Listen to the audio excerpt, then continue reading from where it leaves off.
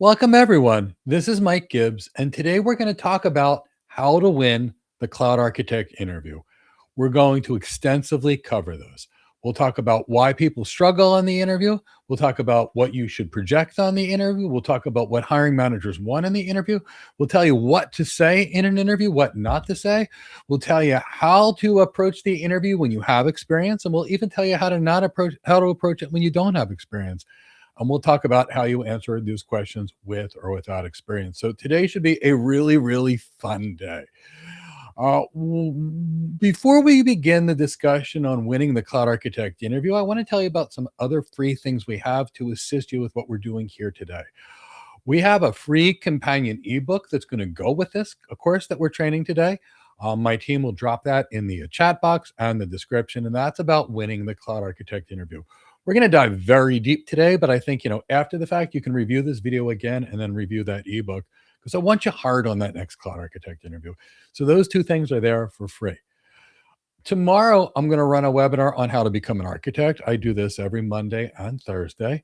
Tomorrow's will be how to become an enterprise architect. But on that webinar, we'll discover what we do as architects, the skills that you need as architects, what hiring managers desire as architects, the kind of portfolio you should build as an architect, and again, how to win the interview and get noticed and get interviews for that first architect job. And that, again, is free. It's on Zoom, so you can ask me any questions you want.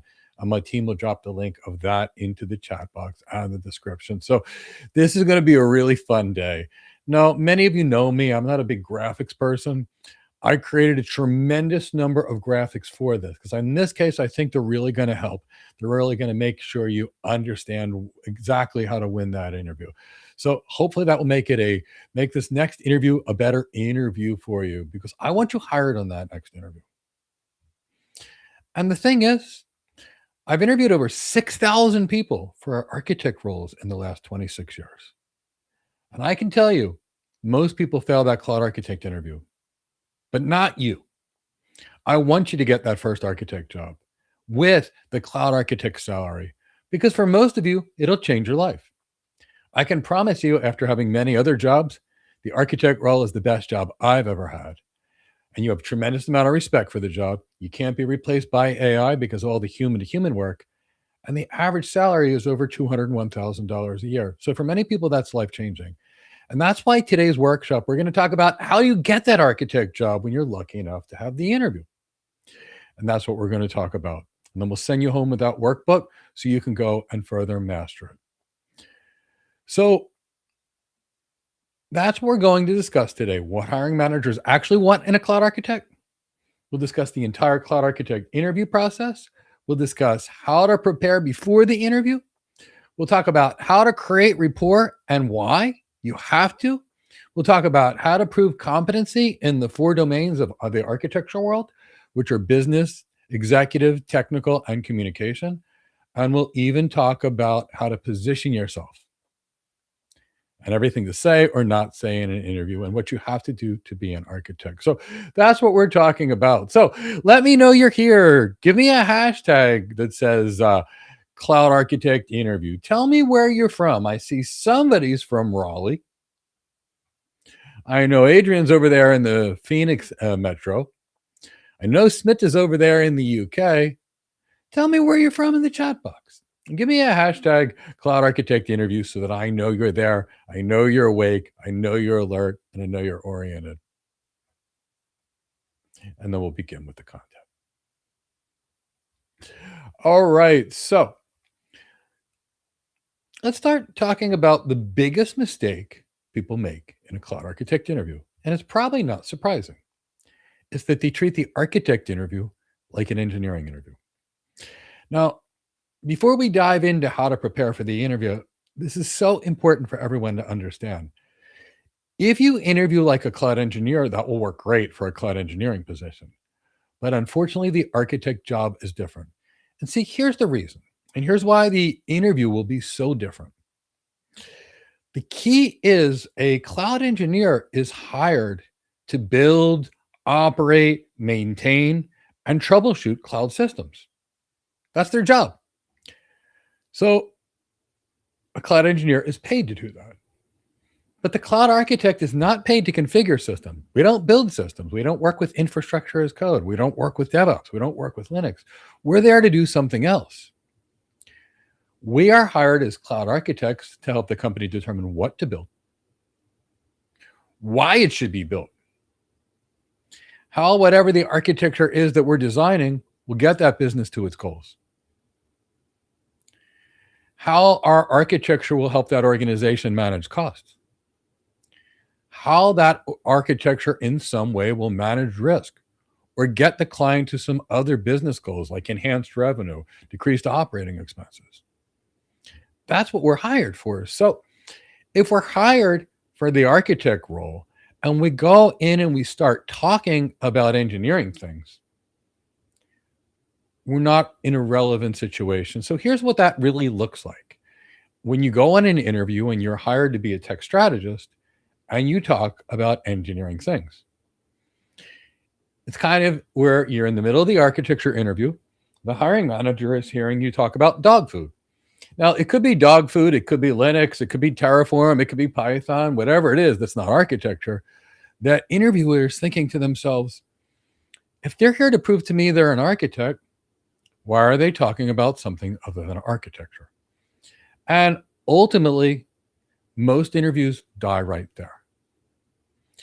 Now, by comparison, if you were in that architect interview, and that hiring manager has to see if you're able to determine what to build, why you should build it, and how it'll help the business, the hiring manager needs to hear that you can discuss business outcomes, trade-offs, risks, governance, stakeholder needs. And if you can speak about those things, you sound like an architect. Now, if you can discuss how your architecture can reduce risk, improve performance, control costs, or align the business strategy to the technology strategy, you sound like an architect. If you can talk about business outcomes and the trade-offs between option 1, option 2, and option 3, again, you sound like an architect, and you're getting very close to being hired.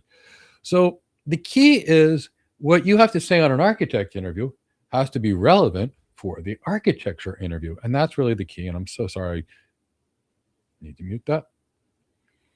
So what does it look like? So you have to be relevant. So for example, now we have this gentleman who's a lion in the blue suit that's now walking into the same interview, who's now interviewing with a lion, who expects a lion to act a certain way, to behave a certain way. And now the lion's saying, when I design a cloud architecture, I start by understanding availability, performance, security, compliance, integration, and operational support. That sounds very architect-like. Now we're speaking the same language. So that's the first thing to really remember in a lot of these situations. You have to speak the same language as what the hiring manager is actually looking for. When you can do that, we have alignment, and alignment equals interview success. So let's talk about why we have to be so precision here, and then I'm going to get into a lot more detail. It is very critical for the engineer to be able to dive deeply into an EC2 instance, the AWS VPC. They can talk about their AWS certifications, their labs, their Kubernetes, their Terraform, because that's their job. That's the job to work with it. So when an engineer talks to a hiring manager hiring engineers about engineering things, we have success, because now what we have is alignment. We have a dog talking about dog food to a golden retriever who's also interested in hearing about dog food. And that's why you need to be an engineer on an engineering interview, because you have to be aligned. But architecture is different than that. So we're going to be talking about the things that you do as an architect. Engineering answers won't work, but I'm going to give you responses that will. And in today's, and I'm going to give you some responses now of the kind of things you can say in an architect interview that's going to make the hiring manager see you as an architecture expert, see you as capable, and prove to them you have all the attributes they need. I'll give you a few samples now, and then I'm going to explain to you why, and then I'm going to show you exactly what you can do to prove competency in the business skills, the executive skills, the communication skills, the technical skills. And then I'll even show you how to prove that you have the attributes that the hiring manager want. And you'll know why. So you'll know how to tune your interview accordingly. So that's what we're going to talk about today. So if you went on an interview and spoke of EC2 instances and Terraform, you're not going to win that architecture interview because you're not showing you can do the architecture job. But answer like this, and you will be. Now, if you're in that architecture interview and you're able to say, this architecture reduces security risks by 13%, you're relevant. Now, why is that relevant? Well, you hit risk, which is a business issue, and you also hit it with a measurable outcome, 13%. And again, that screams architect. Now, by comparison, if you responded this way, you designed a resilient architecture to support business growth. Again, this is an architecture thing. And why? You're talking about your tech strategy to some business goal. You didn't say, I wrote a Python script. You designed a strategy. An architecture is a strategy, is a blueprint to get that business to its goals. You're sounding very architect-like. Now, if you can give a response like this, I balanced cost, security, scalability, and complexity. Oh, you're sounding like an architect, and here's the reason. There is no best option in architecture. Option A, option B, option C, they all have strengths, they all have weaknesses. They're called trade-offs. So if you're showing that hiring manager that you're able to balance trade-offs, cost versus scalability, for example, cost versus security, complexity versus security, now again, you're speaking like an architect and you're showing that you're actually an architect and you possess architect skills. Now, this next one is going to show your business competency. I worked with stakeholders to understand business requirements. Well, see, the architecture hiring manager knows the only way to actually determine what to build is to speak with the organization's stakeholders, understand what they need. And you'll of course need the stakeholder support and buy-in to get your architecture adopted in the first place. And it won't work without stakeholder support. So again, on this interview, what you're doing is you're showing that manager, you get it. Stakeholder management's key to the role. And I know to do this, and this is how I work. This is another response that's going to feel very architect-like. You selected the design based upon risk, compliance, performance, and business value. Again, you're showing very clearly, I didn't pick this thing because it's the coolest technology, it's the shiniest object out there.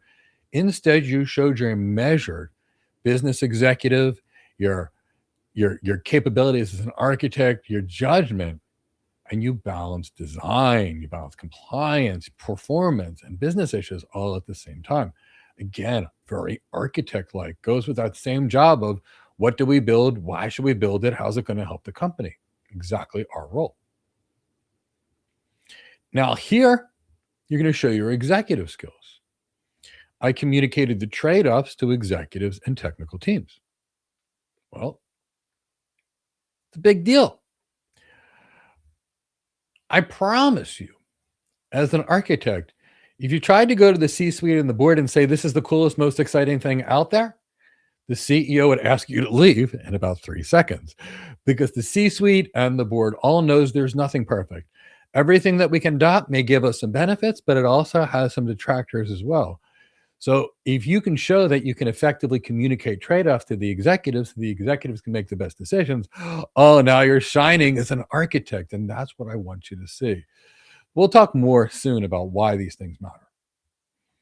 Here's another perfectly great example of something you could say on an architect interview. You help the organization make a better decision. That's your job, to help organizations make decisions. Engineering is a building performance tuning career. Architecture is a decision career. We are there to make recommendations and make decisions for the organization to take their business strategy and map it to a cloud strategy or a technology strategy. That's our job. And if you do that again and again, and you can show the right answers, you get a whole lot closer to this, which is where I want you to all be, hired.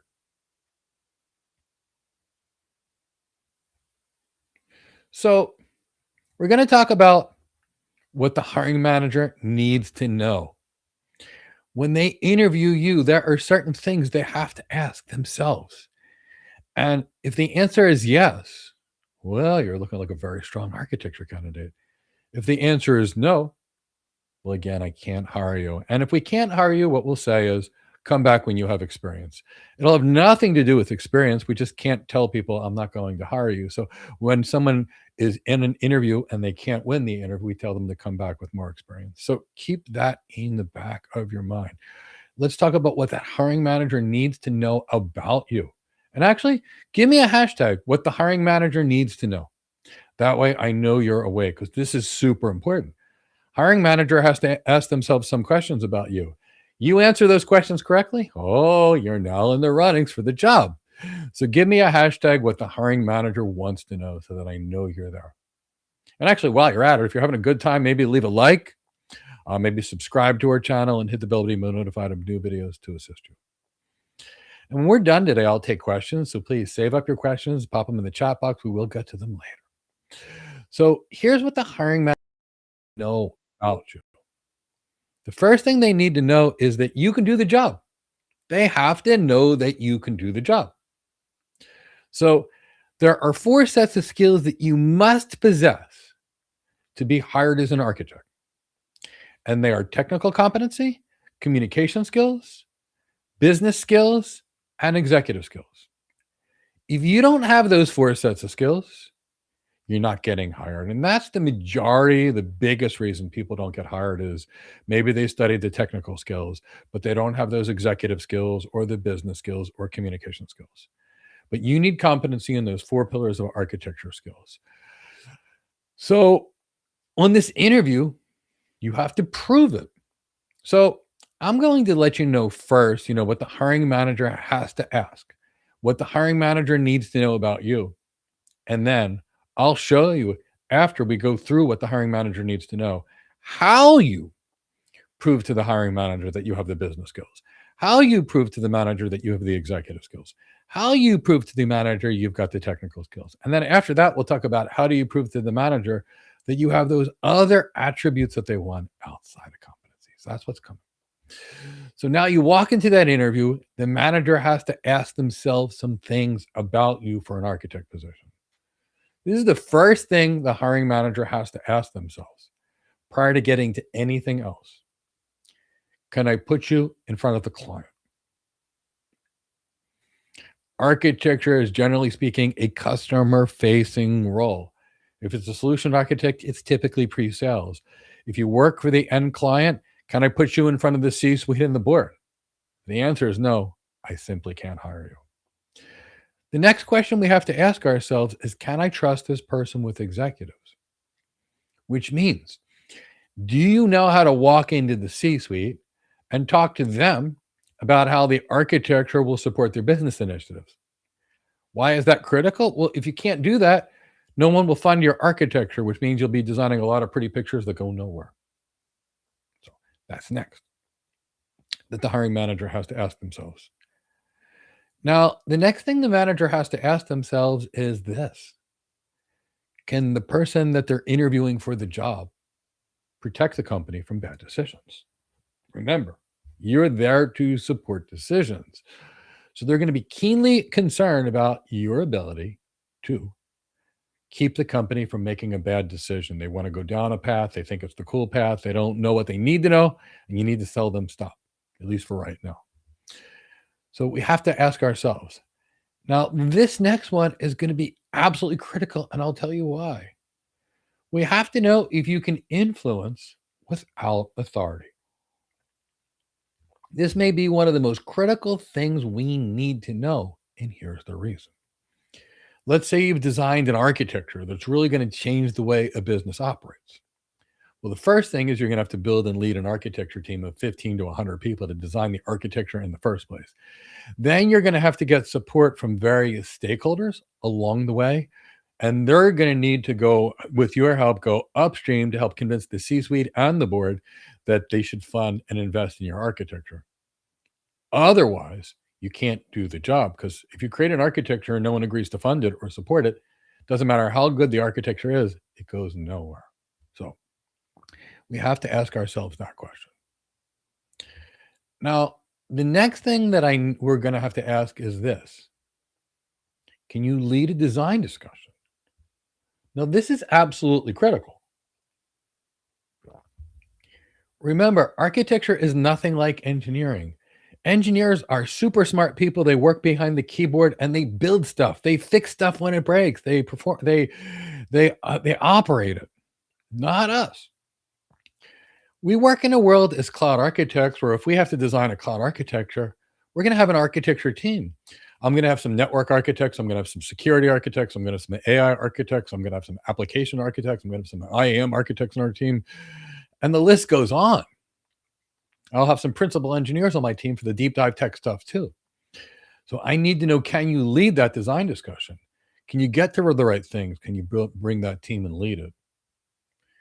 And this is something every hiring manager has to ask themselves before they hire the person. Will you make the team stronger? Because let's say you're the best cloud architect out there, but I've got 10 other people on my team. If for some reason you make everybody else stop working, then I've got only one person on my team, the great cloud architect, but so what? The other 10 people I have aren't working. So one of the big factors for us is we're looking at the person's emotional intelligence, their social skills, their communication skills. Can they fit into the team? Will they make it better? So we hiring managers look for a lot of things. So we have to be able to say yes to these questions. And if the answer is yes to these questions, in most cases, you'll get a good offer. So technical skills. What exactly is the hiring manager looking for in technical skills? What's going through that manager's head? Well, we're going to talk about that in a second. So technical competency for a cloud architect does not mean memorizing every cloud service. Technical competency for the architect means knowing how to design the right solution to solve the right problem. And that means in your interview, you'll need to be able to explain your rationale, your trade-offs, and your thinking. Because the hiring manager needs to understand these things. And then, of course, once we go over, what they're looking to hear and need to hear, I'll tell you how to answer them. So when it comes to assessing your competency, we have to assess your technical competency first. Even though 75% of the cloud architect job is non-technical, technical competency is absolutely critical for the job. You have to understand the underlying technology, how the underlying technology works, how the underlying technology fits together, the various trade-offs between technology types. Absolutely critical knowledge. So, what is that hiring manager having to ask themselves about you? They need to know that you have the technology basics, that you understand compute, that you understand storage, databases, integration, monitoring, automation. So they need to know that you understand it. Now, it's not going to matter whether you know how to set up an EC2 instance or not. The hiring manager is concerned more when it comes to compute. Do you know when to use a bare metal server? Do you know when to use a virtual machine? Do you know when you should use a container? Do you know when you should use application virtualization? Do you know when you should use a function as a service? What are the strengths and weaknesses of each approach? What are the architectural trade-offs? That's what you need to know, and the hiring manager has to assess that about you. I'll tell you later how to answer that. Now, the hiring manager also needs to ask themselves this question: do you understand hybrid cloud, and do you understand multi-cloud? Now, let's be fair. Cloud architecture is not an AWS certification or an Azure certification. This is real world. And in the real world, 98% of enterprises are multi-cloud or hybrid cloud. So that means you must know hybrid cloud. Now, this is something the hiring manager has to understand. Again, it's not whether you can code, but it's whether you can understand migration patterns. Do you understand how to move something? How to be able to plan all the steps of a migration, how to be able to assess the organization's capability to support the migration, how to determine what kind of training needs are necessary for the migration. And these are obviously the kind of things we teach in our cloud architect career development program because this is the job. They're also going to be concerned, do you understand disaster recovery? Because stuff happens and they're going to want to know that you've got the capability to deal with the things when they actually happen.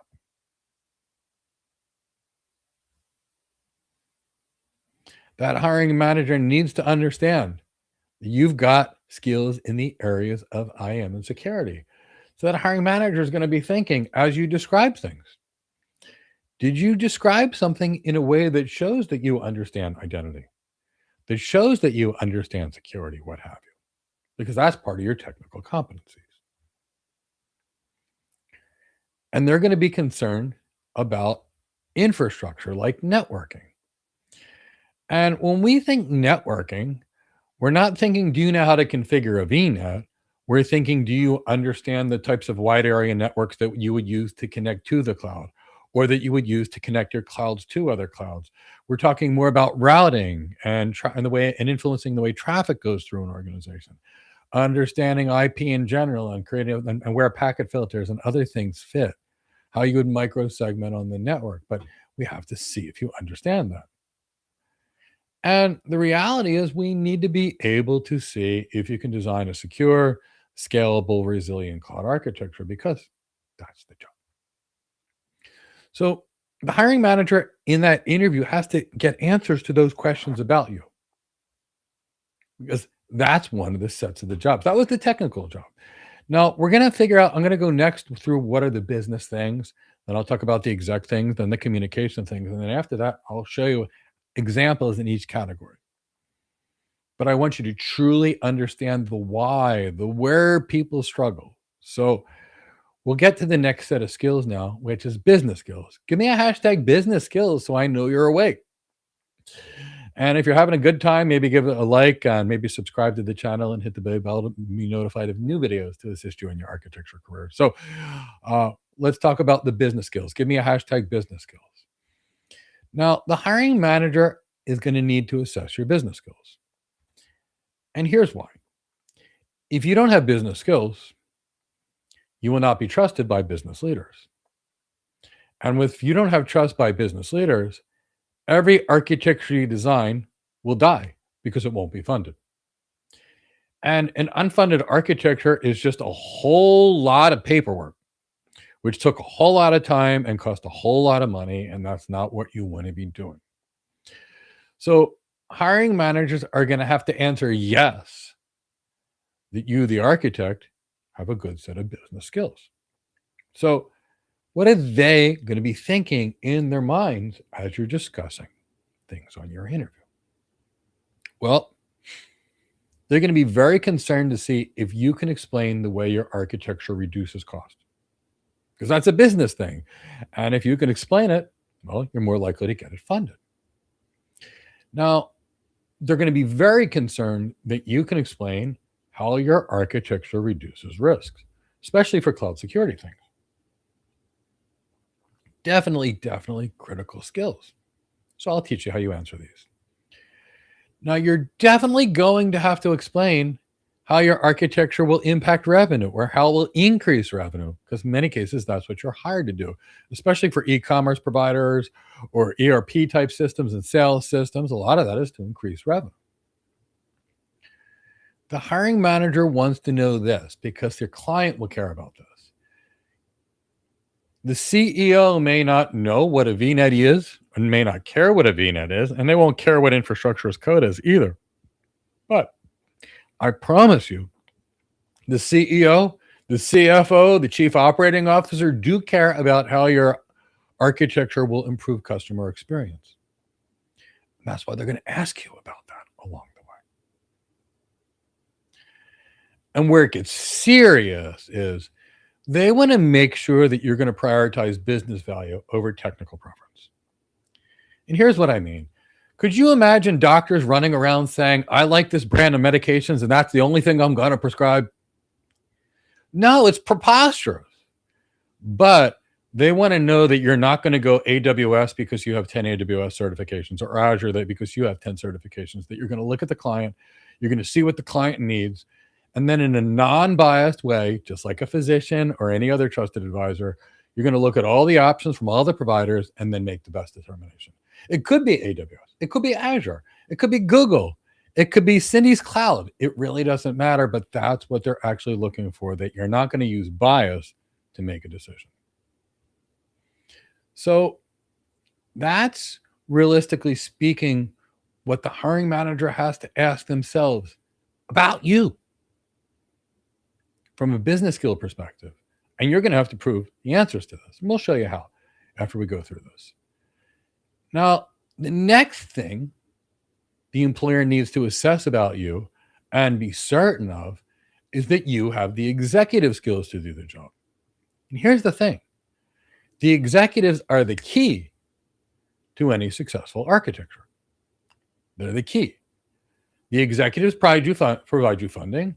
They give you the people that are necessary to implement the new architecture. And even if they were to fund the architecture, if you don't have the executives buy-in and support, what'll happen is the company will spend money on a new architecture. None of the employees will use it, and it will fail. And the statistics are that architectures without sufficient influence and executive support and stakeholder buy-in support are 7 times more likely to fail. Now, what does an executive care about? Well, I promise you this. Executives do not want unnecessary detail. They have no desire to hear what's in the header of an IP packet or how this firewall works. None. Executives want clarity. Executives want confidence. Executives want to know that you can manage risks. Executives want to know that you can make good recommendations and decisions. So what is it that hiring manager from an executive perspective has to ask about you from an executive skills thing? Well, everybody give me a hashtag executive skills. And then I'll show you what the hiring manager is thinking in their head when they interview someone, what questions they need to get answered. And of course, later we'll show you how to answer them. So give me that hashtag executive skills. So these are the things we're going to be concerned about from an executive perspective. Can you present clearly under pressure in a highly stressful environment? Because when you're meeting with executives, they're going to ask tough questions, and it's a high pressure environment. Now, from an executive perspective, this is probably the biggest thing that I need to know before I can hire you. And this has everything to do with your executive presence, your executive relevance, and your communication skills. But it's this. This is the ultimate question we have to ask ourselves as hiring managers. Can you get your architecture funded, approved, and supported? Because if you can't, it doesn't matter how good your technical skills are. If you can't get your architecture supported, all you did was create paperwork. And I promise you, nobody wants to pay you over $200,000 a year to create paperwork. They're willing to pay you over $200,000 a year on average because you're giving them something. You're increasing their sales. You're decreasing their operating expenses. That's what makes you valuable. So you've got to be able to get it funded or supported. Otherwise, nothing happens.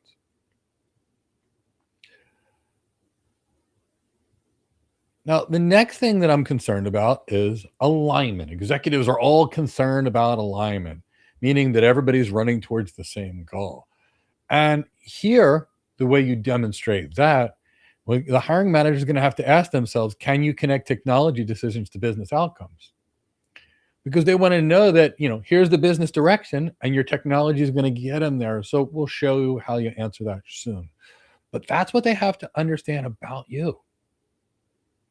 Now, they're going to want to know this from an executive perspective.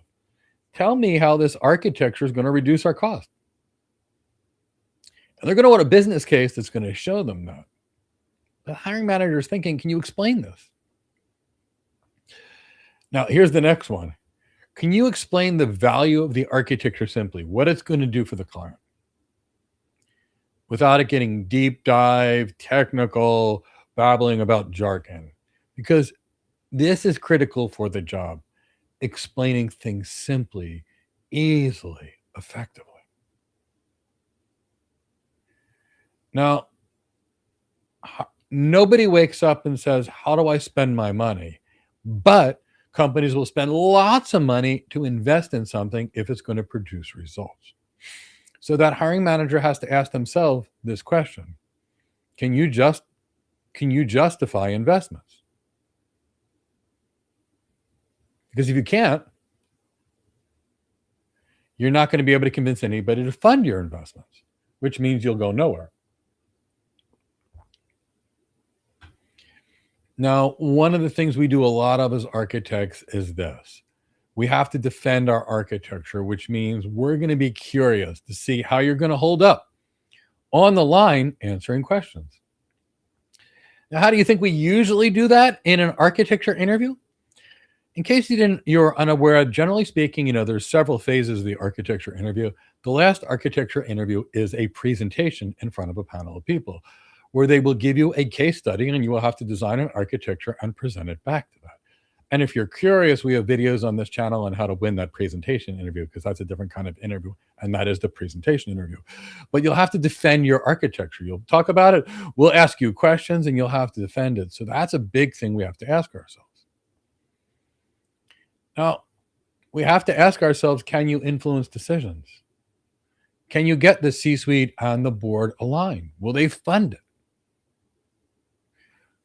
We have to ask ourselves, can you explain a risk in business terms? Here's what I mean by that. You've worked with an ethical hacking group to find the security weaknesses in the cloud architecture that actually exist. Can you explain that risk that those penetration testers found in terms of actual dollars?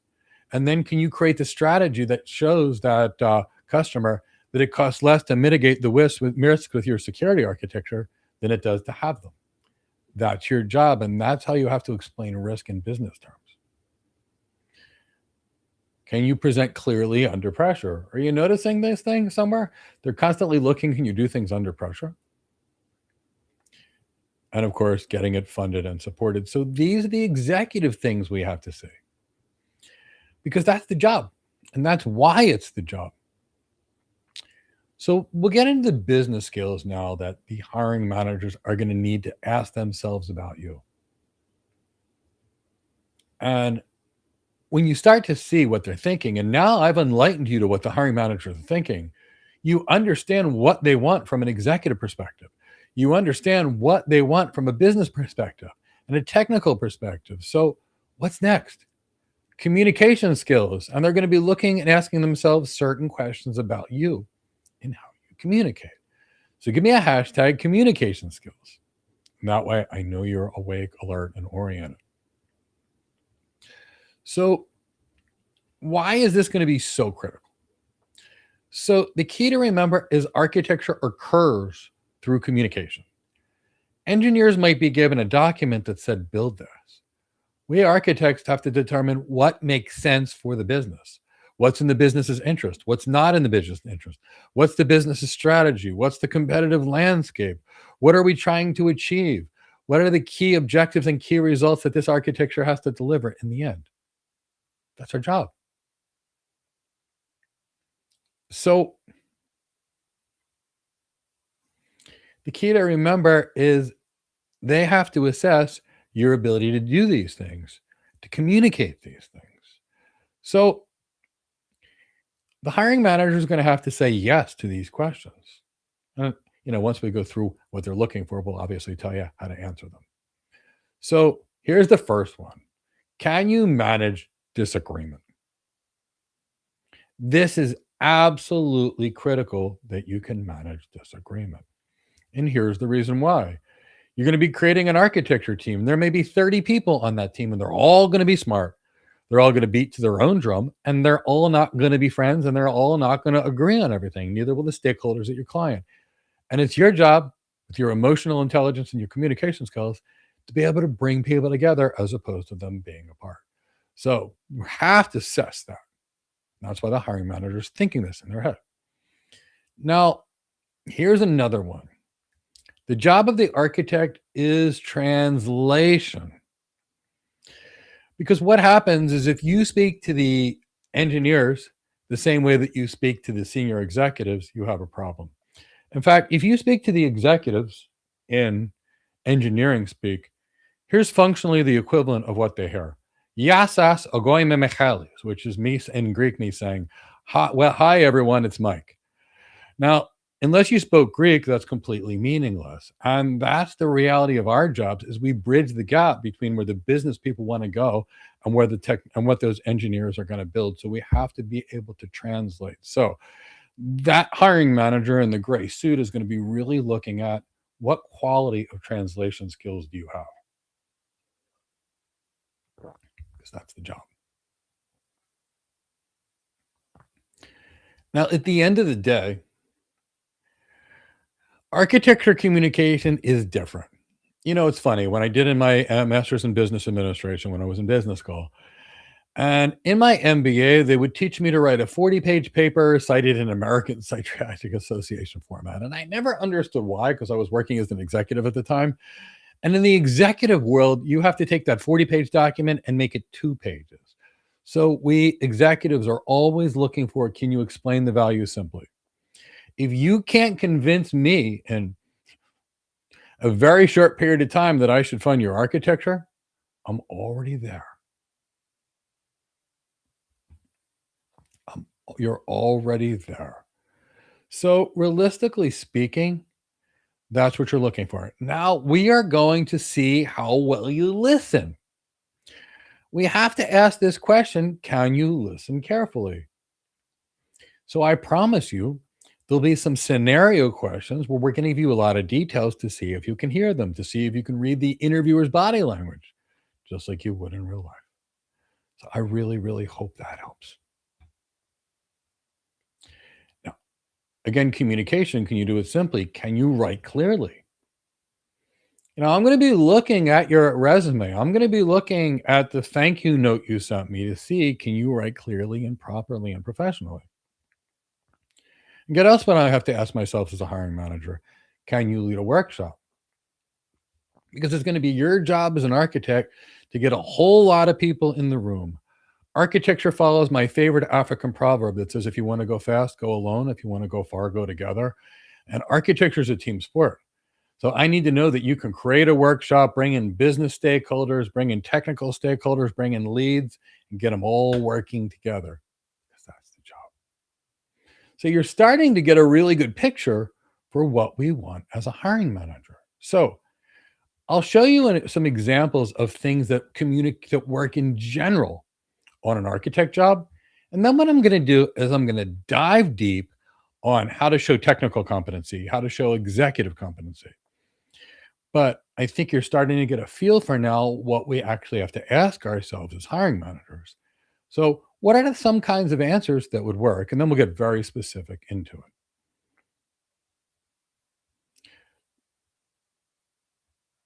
And the reason these answers are going to work is they're going to show business acumen, they're going to show executive skills, they're going to show communication skills and polish, and technical knowledge all at the same time. So this is an example of something that I love when someone says to me on an interview. I love working with technical teams, business leaders, and executives to turn strategy into execution. Well, that's the job. So when someone's telling me that they know the job and they actually love it in a concrete manner, I'm really excited because if you didn't realize, the cloud architect, the enterprise architect, the security architect, the AI architect, they're amongst the biggest job shortages in the world. There's huge demand and almost no supply of them. So when we hear things like this, we are much more likely to hire someone, even when they lack experience, because it's so hard to find someone. Like me, my first job was I was a lead architect within 3 months. I was a principal architect within 2 years, and I was a chief architect in less than 10. And you can too if you follow the right strategy. So here's another thing that shows you get it. If you're on the interview and you say you like architecture because it allows you to solve meaningful business problems, you're showing you get it. You're showing, I get it. This is an executive role.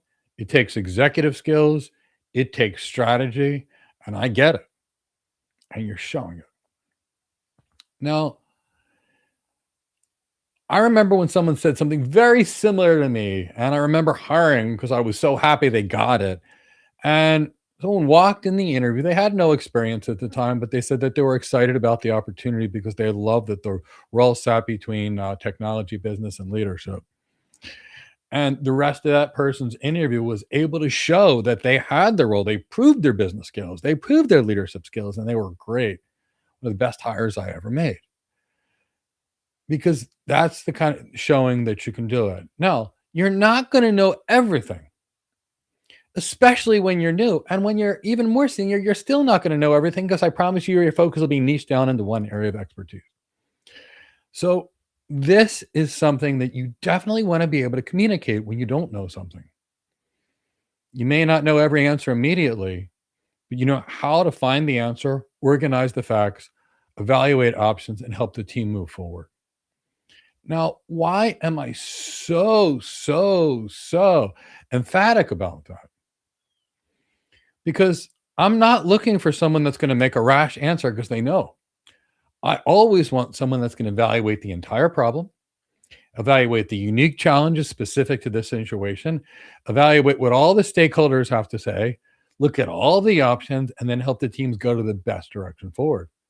That's a killer architect. That's exactly what I want on my team. Now, here's another response that'll work well for you, and I'll explain to you why. Your goal is to be trusted because your recommendations are honest, well reasoned, and connected to the organization's goal. You know what your architect is? The best architects. Do you know what the best physicians are considered? Trusted advisors. You go to your doctor because you've got a problem, and you don't have to worry about any financial impacts that they want to do this for extra money, or they're going to go to this drug company for a kickback. You trust them because they care about your health. Same thing as that architect. Your goal is to be trusted. And when you are trusted, people will listen to you. And that influence by doing right by people is exactly where your brand's coming from. So I want you to see that. Here's another one that shows you get it. And this will work to any C suite audience. Architecture requires influence. You cannot influence people unless you first understand their goals, their concerns, pressures, or constraints. This is so critical. Would anybody know how to buy a gift for someone without knowing what they like? No. Well, I mean, it's the same way. You can't exactly create an architecture. Oh, I'm sorry, I'm pouring a glass of water. But it's the same way for an architecture. You can't get architecture without influence. And you can't influence anyone until you know what they want and have a strategy that's going to get them to their goals. Now, we're definitely concerned that you take the job seriously, that you're there and you care. So I get a response like this. Someone says, I take this profession seriously. My goal is not just to get the title. The goal is to be an excellent in architecture and create measurable business impact. Not only does this person know the job, but guess what? They take it seriously. They make it clear to me, I'm not hiring somebody that's going to be drunk all day and not showing up at the office because they went to a party. I hired someone that's excited. And here's another one. You might ask someone, how do they see an architect with the architect role? And they might give a response like this. And they might give a response like this. I see the architect as a leader who creates clarity. My job is to help unite the team, understand the target state, which is what we want to get them to, the trade-offs, the risks, and the path forward. Wow. These responses, if I get them on an interview, and it's so rare that I do, these are people we scoop up fairly quickly because it's so hard to hire an architect, and that is exactly what we're looking for. All right. So that's a lot of the things that we're looking for. So now on the interview, how do you show them that you can do these things? Well, I'm going to give you examples from technical competency, and then we'll get into business competency, executive competency, and communications competency. Because you still need to know the tech, but since we don't build it, we design it. Since we think about what should be built and why it should be built as opposed to how to build it, our technical answers need to be very different than engineers.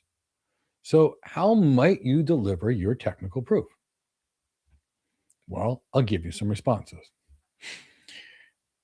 Here is a response that shows competency in cloud architecture. When the blue lion says, when I design a cloud architecture, I start by understanding availability, performance, security, compliance, integrations, operational support, and cost requirements. Well, they're showing that they're taking it all in. I didn't just pick this database because I like the name of it. We thought about all things first. Give me a hashtag technical proof so I know you're paying attention when we talk about the technical things. Now, this is a response that wins awards from every hiring manager. And the reason this response will win response is so many people start with the solution without actually knowing the problem. So if you can deliver a message like this, I don't choose services first. I start with requirements and constraints. And that's the key secret for architects. We don't start with the firewall choice that we've made because we don't know what the requirements are yet. We start with what the business needs are long before we think about the actual product or service. Remember, we're there for decision support. Here's another one to intelligently show technical competency. I evaluate trade-offs between security, scalability, resiliency, and cost. Again, getting deeply involved in the things that an architect would care about, but with an architecture perspective. Okay, now we're going to get into some business proof. How do you show your business knowledge on an architecture interview? How do you prove that, that critical pillar of architect skills? Well, I'm going to show you. Give me a hashtag business proof. And if you just got here, maybe like the video, maybe subscribe to our channel and hit the bell to be notified of new videos to assist you in your architect career. So how do you show that you get it from a business perspective? Well, the response I'm going to give you right here is kind of the clincher for so many people. When I get a response like this, the architecture has to support a business outcome. Otherwise, it's just technology or just expensive technology. That's the key. And that's why, somebody that's got a lot of certifications that's excited about technology might be scary. There's also some good things that come from certifications, but that's the key. We want to make sure you're not obsessed with technology.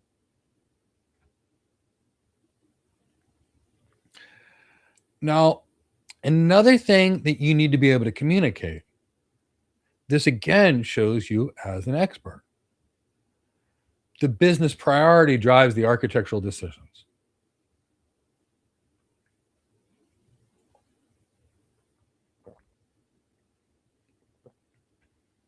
There you go.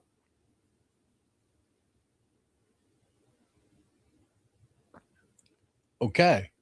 How do you show your exec skills? Everybody give me a hashtag executive skills. And I promise once we cover the content, I will spend plenty of time answering any questions you have. I really want to help you. I just want that next cloud architect interview to be a win for you. So let's talk about how do you prove the executive things. Well, one of the things we're going to be concerned about is, can executives trust you, for example? Will they listen to you? And I showed you that earlier. So for executives, I would explain the decision in terms of business value, the investment required, the risks that are reduced, and the expected outcomes. See, executives, we are concerned about the actual outcomes of what we do.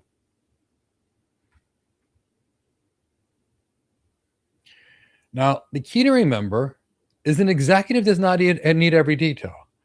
Remember, the executives determine where that company is going to be 10, 20 years from now, as well as a year from now, 5 years from now, 6 months from now, and 3 months from now.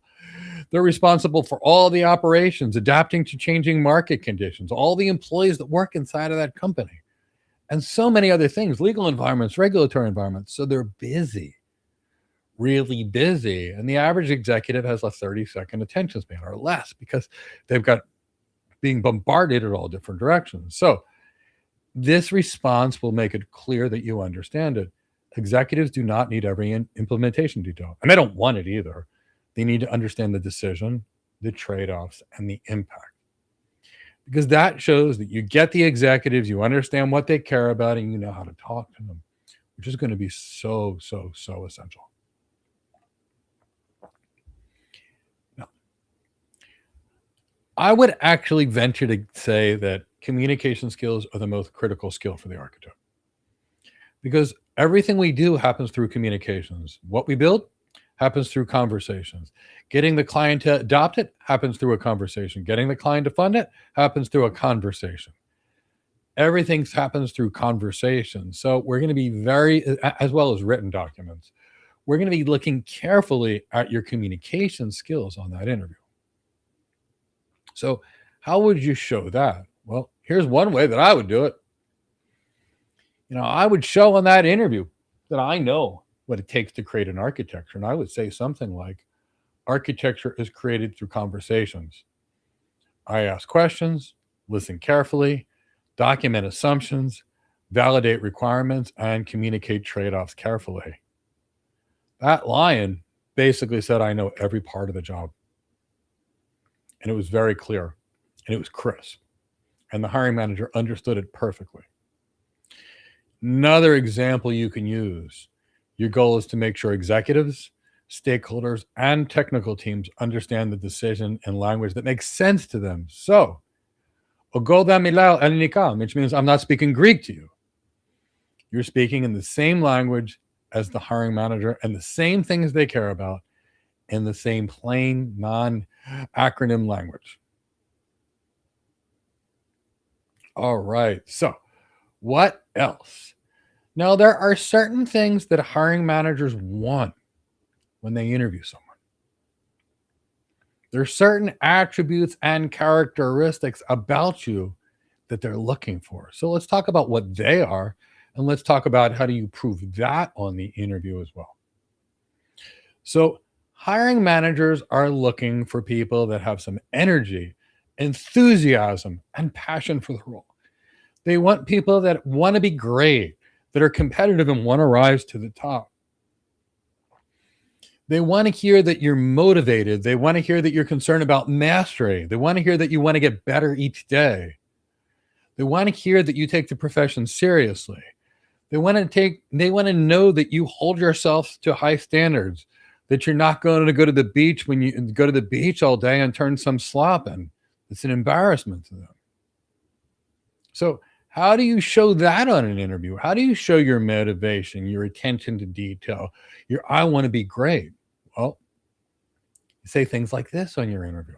If they want energy, enthusiasm, and passion, and I promise you they do, you say something like, I bring energy, structure, and ownership to architecture work. Everybody wants someone that's accountable, energetic, structured, professional. So that's an answer that'll work. Here's another answer that's going to work great in an architectural world. I'm comfortable working with ambiguity. Let's face it, in architecture, a lot of the times you're going to try to do things that no one's ever done before. You're going to have different requirements coming from 20 different sets of stakeholders, and you're going to have to figure it out by asking the right questions. Showing you're comfortable working with ambiguity means you can stay calm in these challenging situations, which the employer cares about. Now, here's another one. Shows you get it, and it shows you can bring people together. It shows your leadership skills. I enjoy leading conversations where technical teams and business leaders need to align. That's your job. Technical teams, business teams, you are the go-between in between them. So that kind of an answer is going to show very well your capabilities and strengths. Now, the hiring manager has to trust you. Executives have to trust you. You can't hire someone you don't trust, just like you wouldn't marry someone you don't trust. So this kind of response will work on the interview. You care about building trust because architects only succeed when people listen to their judgment. And the answer is that is so true and so accurate. So these are the kind of responses that work. At the end of the day, you've got to sell yourself. What you can do for the hiring manager, that's part of the interview. What you can do for them. So you say things like, here's what I can bring to your team. Here's how I'm going to help your team.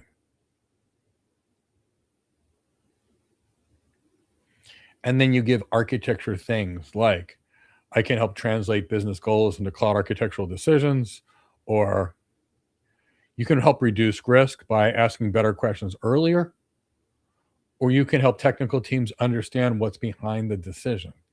And that's a lot of the times the biggest challenge we have in companies. The business leaders make a decision, the technical teams want to go in a different way.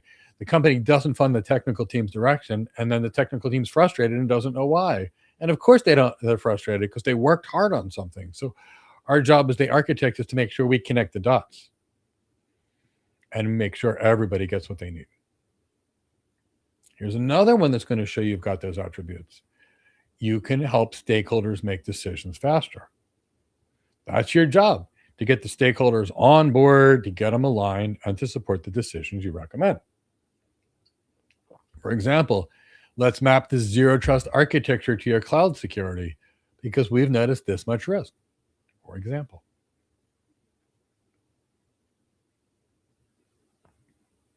Here's other ways you can show it. You can represent architecture clearly to both technical and executive audiences. Again, you're showing the range of what you need to do. And you showing that, you can look at two different architectural things or two different technology things or a process change and be able to say, you believe that combination would enable you to make a strong impact here, again, is you selling yourself. So that's showing you how to communicate these hiring manager attributes and your 4 pillars of architect skills. So where do you begin the architecture interview? Do you just show up? Hi, I'm here. Interview me for this cloud architect job. Well, I don't recommend that. So give me a hashtag interview prep, and I'm going to teach you how to prepare for the interview so you'll be much more successful on the interview. And before I get to the interview prep, as a reminder, we actually have an ebook that we wrote that's going to go along with this. I want you to go back, watch this video again. I want you to sign up for that free ebook, which our team will mail to you, and really use this to work through your interviews ahead of time. And while you're at it, send this video to a friend that's struggling to get hired to be a cloud architect. Really spread the word, because I want everybody to get these architecture jobs. They're the best jobs ever. So now let's talk about the pre-interview. Now, whenever we get involved in an interview, there's a lot of things we need to know before we get there. So for me, the interview period begins with a lot of research. So here, this is me on an interview. Do you like my selfie, everyone? I'm going to be doing a lot of research and reconnaissance long before that interview. So what's step one of my pre-interview research? First thing I'm going to do before the interview is I'm going to research the company. I'll tell you why we're going to do this soon. I'm going to research how that company makes money. I'm going to research who are the customers of the company that I'm interviewing with. I'm going to research what business pressures does this company face. I'm going to assess, is this company modernizing? And I'm going to assess what they're trying to achieve. Long before I get there, I'm going to be looking at whether that company is looking at migrating to the cloud, whether that company is publicly speaking about security. Are they using AI or moving to AI? Are they dealing with regulation? And even, why are they hiring an architect? Now, why is that kind of reconnaissance so important? Well, if you know the company's business and you understand how that company makes money, and you understand that company's strengths and weaknesses and pain points and challenges and where they're going, well, then you have things that you can prepare ahead of time on that interview to show them why they need you. So that's the first part of the recon, but there's more reasons. Now, before you get to the job, you need to research the job itself that you're interviewing for. Now, here's the sad reality. The job description isn't going to tell you much. The reason job descriptions in technology are absolutely worthless, at least 90% of them, is the hiring manager doesn't write the job description. I'm going to say that again. Most hiring managers don't write the job description. So whatever's in the job description, 99% chance is not going to have anything to do with the job you actually do because it was written by someone that doesn't know.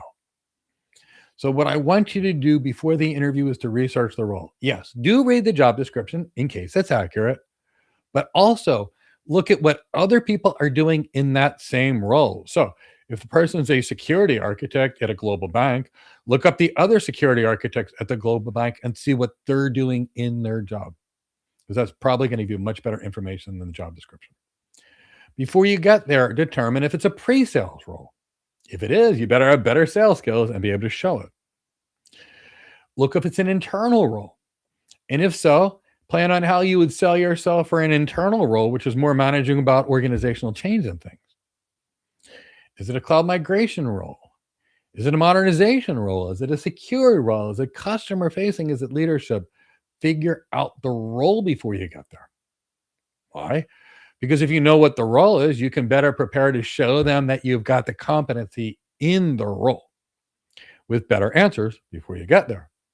Because you don't want to be that dog who's talking about dog food to the lion. You want to be prepared. Research the manager. What's their title? What's their background? What do they like? What don't they like? Are they a pure techie where you've got to steer your interview pure techie? Or are they more of an executive architect where they're predominantly business, but there's a little bit of tech in them? What pressure is that hiring manager under, and what do they need to hire and why? When you know that ahead of time, you can talk about things that are going to be much more relevant to the hiring manager. And this becomes even more important, and I'll tell you why later. Now, for an architect job, chances are you're going to interview with more than one person. So guess what? I want you to research every last one of them. Look at their role, understand what they may be interested in evaluating on you, because I want you to tune your message per person if they're separate interviews. The engineers are probably going to want to test your technical depth. But guess what? The managers are going to be checking your leadership and fit. The executives that are interviewing will be much concerned about your ability to generate business value, executive presence, and relevance. Our recruiter could test anything like motivation, compensation, fit. So the key to remember is you need to know what you're going to be before you get there. Now, this one's going to shock most of you. What if I told you that if you don't create rapport with the hiring manager in less than 8 seconds, you already lost the interview and you're not getting hired? 8 seconds. Which means if you walk in cold, chances are you're not going to win those 8 seconds. And that's why we talked about so much recon. So have a plan to create rapport. In that reconnaissance, find some common ground. Now, there's lots of ways you can connect with rapport. Maybe you have a shared industry background as the hiring manager. For example, David and I both 26 years ago used to work at MCI WorldCom. David Lithicum was a great cloud architect. Maybe you've got a shared technology interest. Maybe you both were working in some other technology for a long period of time. Maybe you've both been in a similar business environment and shared business challenges, you, the hiring manager, the interviewer. Maybe you have some way that you want to connect to them. Because we have to make sure that you find a way to connect to that hiring manager in the first 8 seconds. If you don't, the interview's over. So I'll give you some examples of something with common ground. Here, we've got 2 lions. The lion in the blue suit is trying to establish rapport with that hiring manager. And he looks at the hiring manager. He looks at some lion photos on the wall and says, "I noticed you like big cats." Common ground. They establish rapport.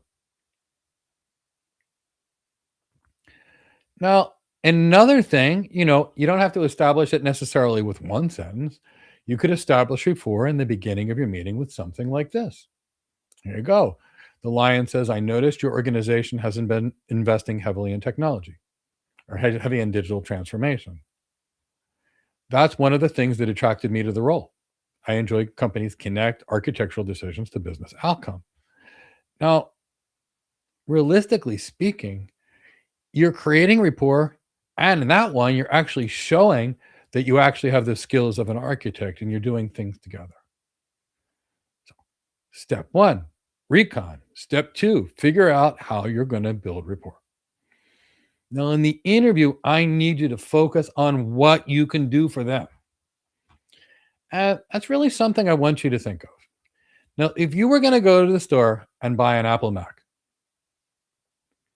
would you think about what you're doing for Apple, or would you think about what that Mac could do for you? You buy a new Mercedes? Are you thinking about making Mercedes richer? Or are you thinking you want a safe car with a good engine or one that doesn't hurt your back or whatever? I don't, whatever reason you're buying the Mercedes. So you have to do the same thing on your interview. You have to show that company what's in it for them to hire you. Your smart competition always does that. So that's the next phase. So make sure you can answer these questions. Why they should hire you. You should have a 30-second elevator pitch answer on that. It's probably going to be asked of you. And it's especially important in an architecture role because you have to be able to sell. So if we ask you to sell yourself and you can't sell yourself, you probably can't sell an architecture. Prepare ahead of time. What kind of problems can you solve?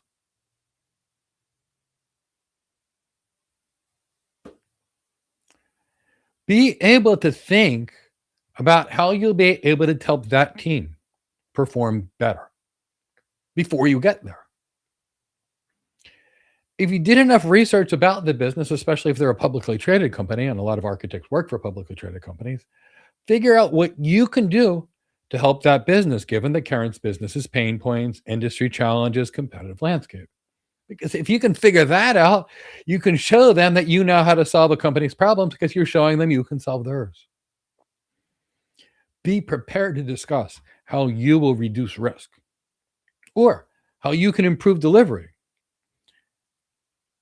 So that's what I want you to have ahead of time. Prepare your value message, how you communicate, make it clear. Now, I'm going to say this last, but it's definitely not least. Make sure you can explain everything on your resume. Do not come to me with an AI generated resume full of things you can't do.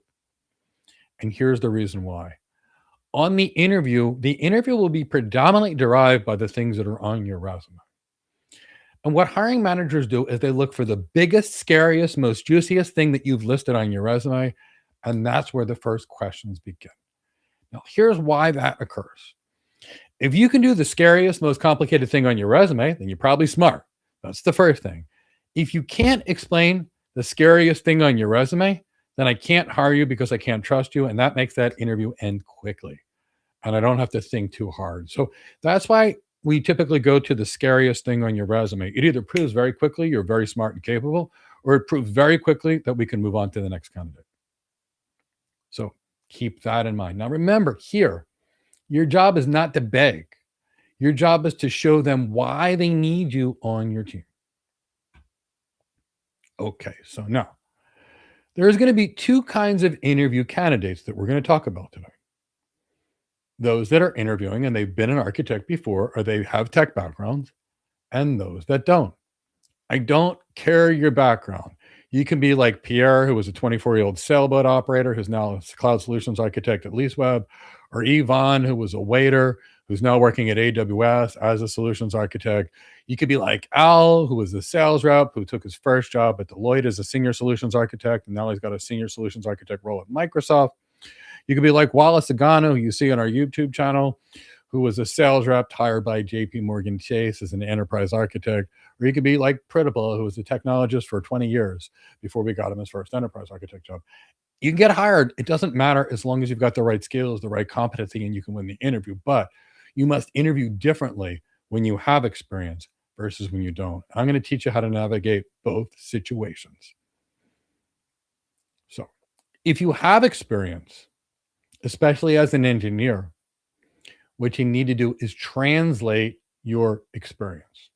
And I'll tell you what that means and why. So when I interview an engineer that wants an architect role, if they were to say to me, I worked on an AWS cloud migration, I deployed workloads to AWS, I managed infrastructure, I built a CI/CD pipeline, what they're showing me is they were an engineer, they're still an engineer, and they have no idea what an architect job is because they're prepared to be an engineer. Now, if I love them as a person, I may see if my partners in engineering have a job for them. But that won't work for those reasons. But this will. I help migrate business critical workloads to AWS while improving resiliency, reducing operational risk, and creating a more scalable platform for future growth. That is a business relevant version of what a cloud engineer used to do in their life. So the key is, if you've got a tech background, translate it. Now, when you translate what you've done, I don't want to know that you coded something in R or Python. That's not relevant to me when I'm hiring you for an architect job. I want to hear from you in the impact of the work that you did, where you looked at the business problem. In some way, shape, or form, you discuss stakeholders.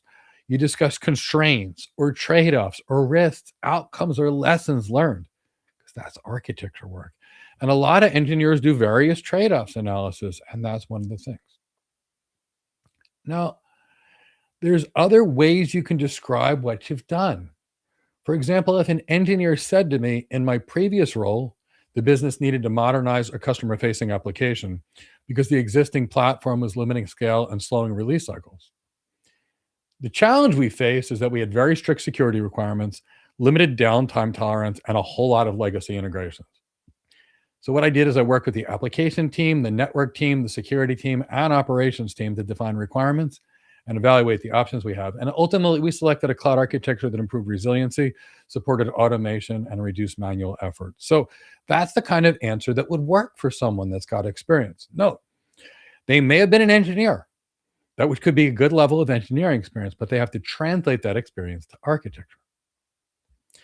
And the key to remember is, if you've been a technical person before, your proof, your burden of proof, is to prove that you are a strategist and not a hands-on implementer, to move from engineering to architecture. But what if you didn't have any experience? You could still get hired, but you have to do it differently. If you don't have any cloud architect experience, for one thing, is you got to be better. You've got to be better prepared, because when you're great, no one cares about what you've done and how long you've done it. They care about what you can do for them, but you've got to be great. When you have no experience, you can't rely on job history because you don't have it. So what you have to do is you have to show potential, preparation, your communication skills, your business skills, your executive skills, maturity, and relevance. And there's a lot of ways you can do that. Now, the first thing you need is a portfolio, an architecture portfolio, because a portfolio is your proof you can do the job. And realistically speaking, tomorrow I have a how to become an enterprise architect webinar, and I'm going to talk deeply about portfolios that you should create. So on that webinar, it'll be live on Zoom, so you can ask me any questions about cloud architecture careers as well. So my team will drop the link to that if you want to get deep into the portfolio and things. But I'll give you some tips on your portfolio right now.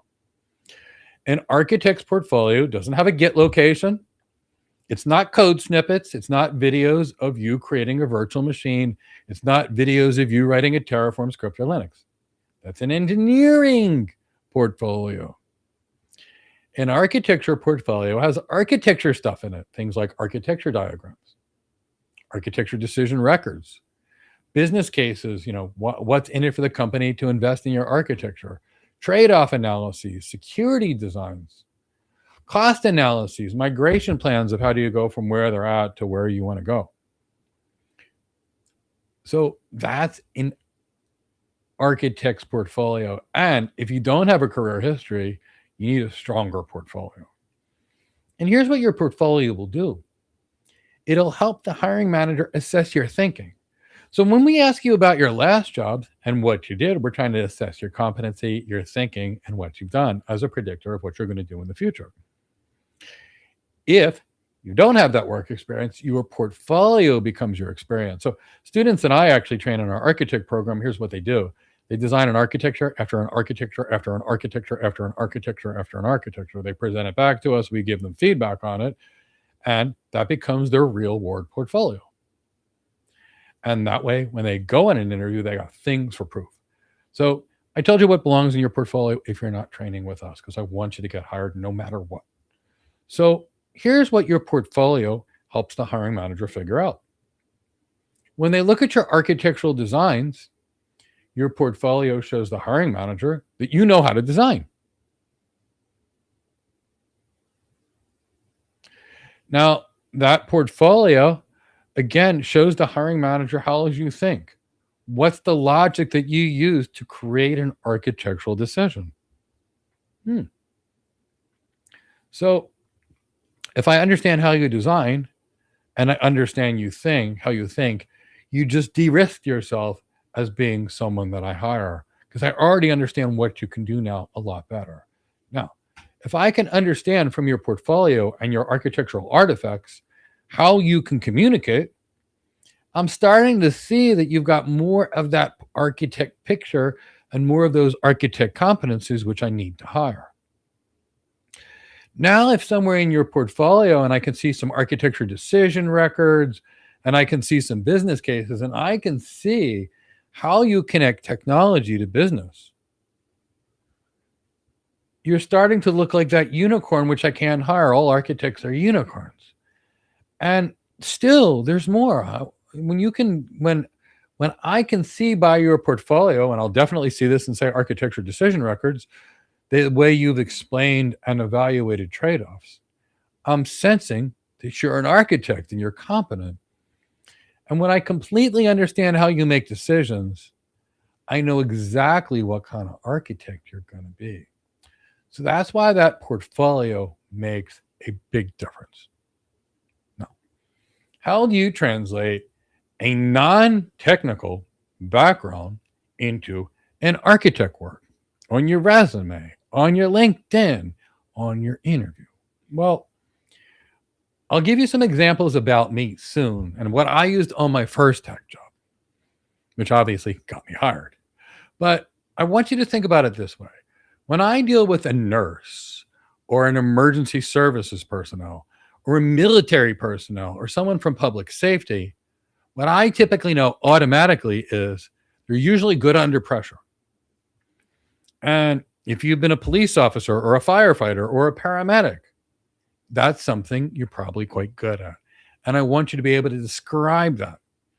Now, when I have a sales rep, I want that sales rep being able to talk about exercising influence and selling something and managing executive relationships and being able to ask the client the right questions, responding to proposals, because that's exactly what architects do. And that sales rep can show they have a lot of experience. And that's why Jermaine, who was selling landscaping gear, got his first job as an enterprise architect after we trained him. Teaching. I've gotten lots of teachers great architect jobs. Teaching can be a job where you have to communicate, you have to give a lot of presentations, and you have to lead and guide others to get to a certain place. Management roles that you may have had in the past can become influence and leadership. So it's just how we try it. Help desk experience could be conversations and communication skills that you're driving for the future. Network engineering can be tuned to be infrastructure, and infrastructure is a big part of the cloud. Cybersecurity engineering experience can become risk management. Project management experience can become stakeholder leadership. So the key is all your old jobs are valuable. There's no such thing as no experience. The key is being able to show me that when you were a nurse, you had a lot of communications. You had to manage conflicting priorities. You had to teach a client how to take their medication for someone. You had to speak with the family, which were stakeholders, and get their support and buy-in. That's why this is such a secret process. So let me tell you what happened in my first interview.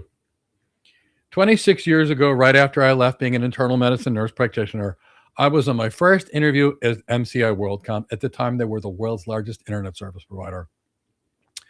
I was interviewed by a really nice guy. His name was Devendra. He used to go by Dave. And he asked me this question, and he says, Mike, this is a pressure cooker of an environment. How are you going to operate in a high-pressure environment? Now, I'd never worked in tech before, but I knew how to answer this because I had prepared. And I said, Devendra, I spent the last 10 years either being a firefighter, paramedic, or ER nurse practitioner. Every day, Devendra, my life has been a high-pressure situation. And in my world, if I make a mistake, someone could die. So I have tremendous experience staying calm, focused, and structured in stressful situations. And that, and when he heard that, he was totally surprised because I showed him that I could do it, but I just used a different way. Now, Devendra also on that same interview asked me, Mike, how are you going to get the client's requirements? How are you going to know how to ask the right questions? Now, when Devendra said that to me, I felt like I won the lottery because, I had a perfect answer to that. And I said, Devendra, this is actually one of my strongest areas. In medicine, we have to diagnose the patient. We have to ask the patient the right questions. We have to identify the real problem. We have to separate symptoms from the root cause, and then we develop a treatment plan. And that's very similar to what the network architect does in their job. Now, that one was probably the clincher that sealed the interview for me, but I was using old, completely unrelated experience on that interview. So the key to remember is there's no such thing as no experience. On that interview, whether you have experience, you play one game. When you don't have experience, it's much more relies on your portfolio, your competency and training, so you have to be better. Okay, now, here's the gotcha. This is the gotcha that crushes the majority of people that are out there. Now, I want you to understand you probably wouldn't marry someone you don't trust. I wouldn't. I'm really lucky. I have a phenomenal wife. We're together 31 years. But on your interview, you won't be hired if you're not trusted. So what happens if you don't know something? The vast majority of people that I haven't hired, and I've interviewed over 6,000 people, when we asked them a question, faked an answer. They pretended to know something. If you don't know the answer to an interview question, don't fake it. Don't pretend, but don't panic either, because you're not expected to know everything. Even after 30 years, I promise you, you can't know everything, but you still need to be competent. So what I did on that first tech interview, and I've used it in other interviews, and I've coached people to use this, and they've been highly successful over the last 20 some years that I've helped people get their first jobs, is say something like this. If you don't know, I've just not had the opportunity to learn that particular technology yet, but I'm highly energetic, I'm highly motivated, and I learn quickly. If this was important to you, I will do whatever it takes to master it. But if you want to check my competency, I would love to talk to you about this, this, and this. Now, why does that response work so well? Well, first, we know you can't answer everything. Secondly, we can't hire you if we don't trust you. Now, most people lie and fake it. So just by saying, I've not had the chance to work with this, you're already standing out as honest and trustworthy. Now, when you let them know you're highly energetic, you're highly motivated, and you learn quickly, you're showing them that you've got that energy, enthusiasm, and passion that they're actually looking for. And then when you point them to the last three things that you know, you're pointing them to what you know best. So on that interview, you're showing competency. So I remember that first interview. The way it started is Devendra asked me about a routing protocol called OSPF. I gave him an answer. He really liked it. He said, Mike, I know most people don't know BGP, so I don't expect you to, but I want to see what you know. He asked me a BGP question, and I gave him an answer, and he loved it. He asked me an IP multicast question in that first interview. I gave him an answer, and he loved it. And then he asked me a question on this routing protocol called EIGRP. And I hate proprietary stuff. And when Devendra asked me that question, I said, I just blanked. And I said, Devendra, I'm sorry, I've not had the opportunity to really learn EIGRP yet, but I'm highly energetic, I'm highly enthusiastic, I'm highly motivated. If this is important to you, Devendra, I'd stay up all night, read 1,000 pages a day until I was so competent in EIGRP, I could help coach and train others on your team. But Devendra, if you want to check my competency, let's talk about BGP, OSPF, IP multicast. And Devendra smiled, stuck out his hand, and said, I'm going to hire you. He loved the response so much because I pointed him to what I knew. I showed I knew what I knew versus what I didn't know, which is something hiring managers want. And I showed I was honest with good integrity. So lack of experience, not the end. Lack of competency is the end. So make sure prior to going on an interview, you are ready. Let me give you some last interview tips. And then after that, what we'll do is I'll take some questions. Before the interview, arrive early. Oh boy. Why? When we are relaxed, we use the prefrontal cortex part of our brains, the thinking and logical reasoning place part, where we're smart. When we get stressed, the prefrontal cortex shuts off, the amygdala at the base of the brain kicks in, and we get stupid. And that's the reason where if you've ever had an argument with your spouse or your child or your best friend and you say something you don't mean, it's because the prefrontal cortex is the smart part of our brain. The amygdala is responsible for freeze, fight, flight, and conflict. So when you're stressed, you're not going to perform at your best. So get there early and be relaxed. Here's another one: be respectful to everyone. And here's the reason: when you walk in, be respectful to the receptionist, the recruiter, the coordinator, everyone. I won't hire someone that's not going to be nice to the waiter, the waitress, the receptionist, the secretary, ever. And I literally, on every interview, and I know many other good leaders do the same thing, they ask the receptionist, how was this person to you? Were they nice to you? Were they respectful to you? And I got to tell you, I've been told no several times, and I've never hired those people. So treat everyone with decency and respect. When you walk into that interview, walk in there with positivity and purpose.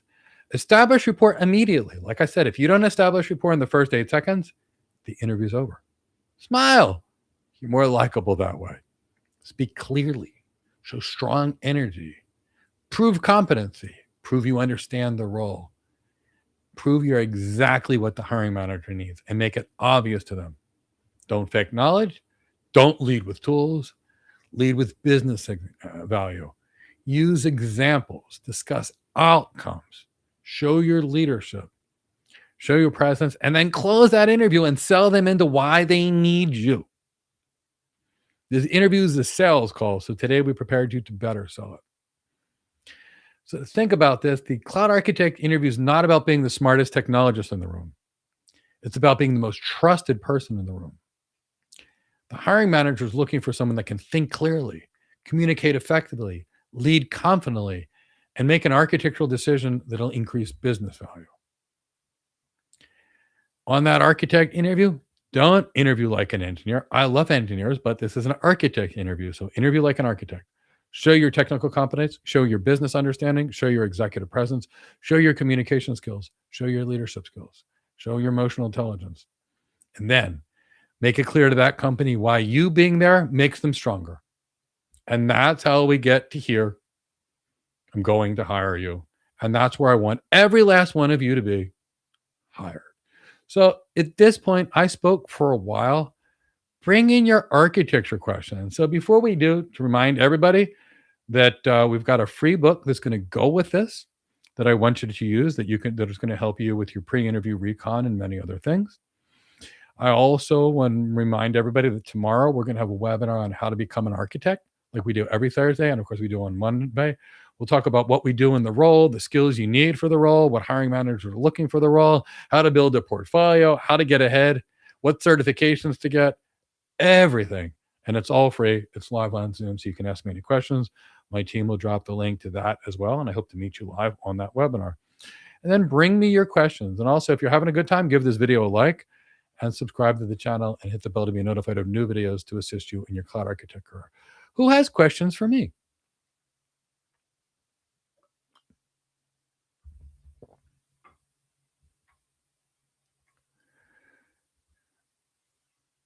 Dropping gems, Mike. Thanks for all the wisdom. You're an awesome teacher. Money well spent with GoCloud. Wish I had found about you sooner. So thank you so much, Earl. I completely appreciate those kind words, and we're honored to be working with you. Thrilled. Yes, if you're enjoying our content, like Alonzo says, hit the like button and subscribe. Adfin, really appreciate the book. Wonderful. That's exactly why we created this. We want to give you as many tools as possible to have a great cloud architect career. 18 Pot Boy, love this. I love this as well. So thank you so much for coming.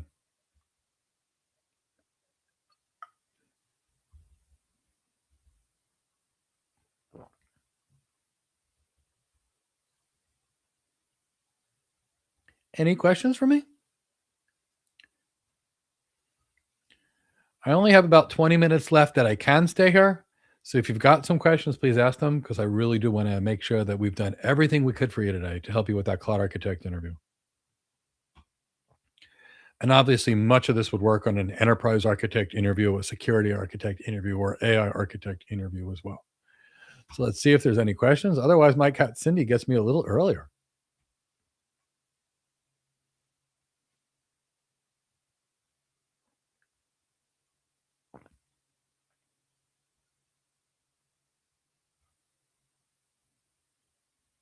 Jose, I know you mentioned this, but what is the first step to becoming a cloud architect? You want to start something new and you're ready now. So, generally speaking, there's 5 steps to become a cloud architect.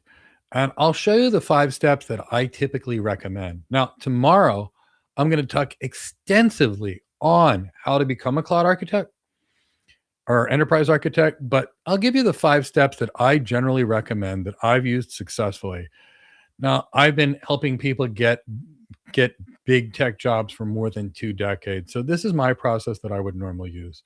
And I'll show you what I would use to get someone hired and the steps. So bear with me 1 second to answer this. So if I had someone that wants to become a cloud architect, the first thing I would do is make sure they have the architect skills. And that means the technical design knowledge, that means the business skills, that becomes executive skills, that becomes the communication skills. That would be my first phase. And if you want to come tomorrow, I'll tell you about everything you need to learn in those phases. The second phase for me, which is what I recommend when you change careers or become an architect, is to become what the hiring manager wants. If you train with us, we're going to mold you into this, but hiring managers have certain attributes that they're looking for.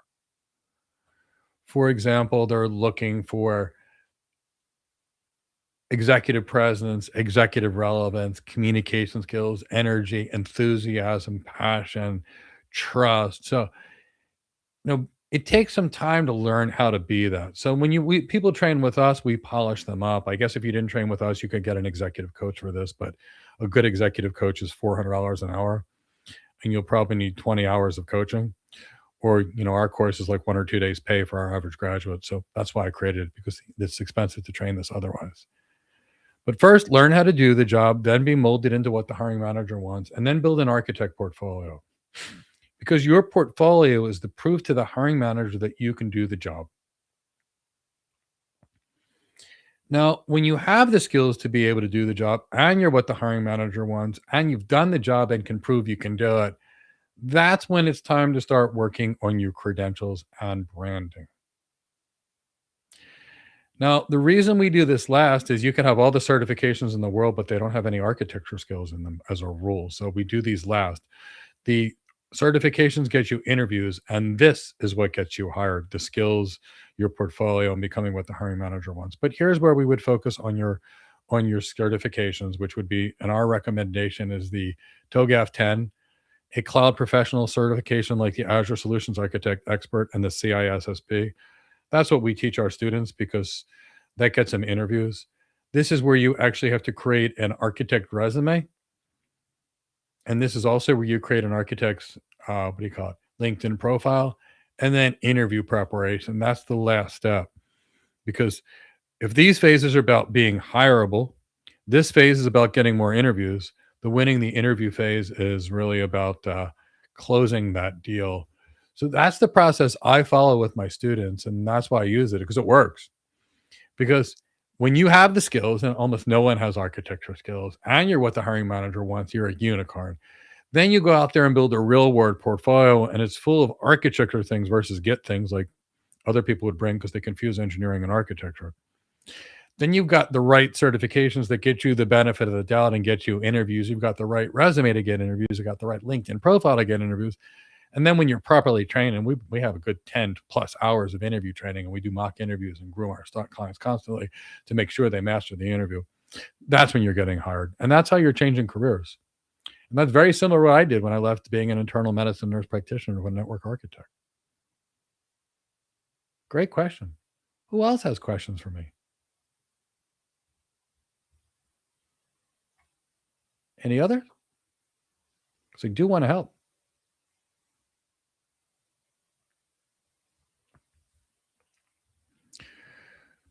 What do you do in the case where the parent company culture differs from the subsidiary company? That is a really great question. So, what we typically have to do is, as architects, we really have to look at the operating model of the company, especially for enterprise architects. And I'll show you what I mean. So, if I'm an enterprise architect and if I'm a really good cloud architect, and when I say really good cloud architect, I'm talking about a cloud architect with a lot of executive skills and a lot of business skills, the kind of architects that can earn $500,000 or more. When I talk about great architects, those architects have to determine the right operating model for the company. Because generally speaking, when you've got a parent company and you've got subsidiaries, they can either work together using standardized business processes, like a company like McDonald's, which is why in any McDonald's you get the same thing, or they can be an organization where you've got a different set of hotels that are all in a group that might use different systems or different processes or whatever. And we have to base that. So, from the enterprise architect perspective and the strategy architect perspective, we're trying to fix that. Now, then again, you run into the other side of the culture. Let's say you've got a company that's headquartered in, say, Greece, and they've got a subsidiary office in America. Or they're a French headquartered company and they've got a subsidiary big office in Canada. And now you've got a culture change, both a business culture change and a geography culture change. Well, a couple of things have to happen. First, we have to figure out who's in charge. And because ultimately they'll be the decision. Secondly, it's our job as architects to actually be the go between, to spend time at that parent company with those executives, to spend time at the local company at the same time and try to figure out what they need. And then the real key to really fixing this, Advin, is to figure out what are the motivations behind what's different. Who's getting paid something, who's promoted something, who wins in which kind of power, and then try to find a way to mediate between that. Now, that's a pretty quick answer. Normally, when we train people, we have about 1,000 hours to go through these kind of things, but that's realistically what you're doing. It is actually your job to be the go between, to actually learn and figure these things out. Great, great question. Noticed we had a video 5 days ago called The 5 Step Path to Becoming a Cloud Architect. Would I say today's phase heavily touched phase 2 and 3? No, I'd say today's video and live stream only discussed phase 5, the interview.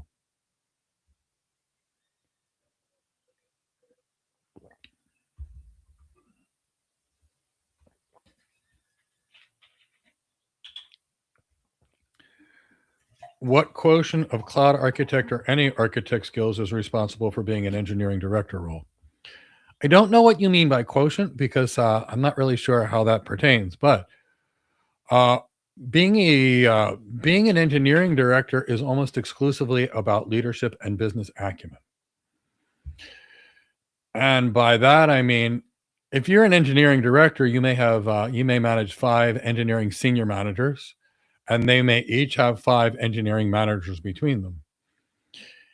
An engineering director in a big vendor like a Cisco or like an Amazon or like a Microsoft could be responsible for $250 million a year of revenue of the people that are producing that. So that person needs to have extreme business acumen, the ability to build a business case, understanding financial metrics, understanding how to communicate with executives, how to create budget, how to determine what type of people need to be there, how to work with the C suite, how to work with the board of directors, how to give the sets of executive presentations, for example. So those kinds of environments are there. Now, there's going to be more management skills in here. And it's interesting because that's predominantly what you're looking for in an engineering director is a good leader. Now, I can tell you where places go wrong. Early a year, 25 years ago, people used to promote engineers that were great into engineering manager positions. That became a problem if the engineer wasn't a good manager. And we take a strong engineer, we put him into management. Everybody that was good on the team would quit. Then the manager would get fired, and then they'd have to start all over again. So the key to remember is the predominant job of the engineering manager or director is management, leadership, directing. Some background knowledge in engineering is great, but more it is the business skills, the leadership skills. That's generally speaking the main level of skills, the leadership and the business acumen. Great question.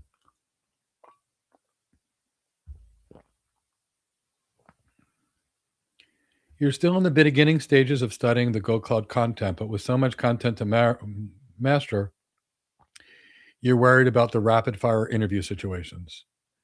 Would we face these type of interviews? So here's my perspective. I wouldn't train for the interview yet. What I'd be doing, Earl, if I was you, if you just started training with us, is predominantly focus on building my architecture competency. Competency in the technical areas, competency in the business areas, competency in the executive areas, and competency in the communication areas. That would be my focus. Now, while I was doing that, learning it, what I would also practice, which is going to be part of your architect competency, which will also help prepare you for the interview, is practice explaining technology to non-executives. So when I was transitioning to careers and I went from internal medicine to network architect, every day my wife learned about frame relay circuits, ATM circuits. She learned about BGP. She learned about OSPF. So I had a lot of practice trying to describe it. Now, why is that? If I could teach it to my wife and my wife understood it, I could explain it simply because I knew it well enough. That will be a good level of interview prep while you're studying and getting better at the same time. Then once you're closer to being able to do the job, when you've got all the skills to do the job, that's when we go and get you interviews. And that's when we focus on it. But skills first. So I wouldn't worry about it just yet. I think you're going to do great, but I would focus first on really developing the skills. And after we have the skills and you have the capability, now we can stick you in an interview and you're going to be successful. But yes, you would face these kinds of questions. Definitely, definitely, definitely.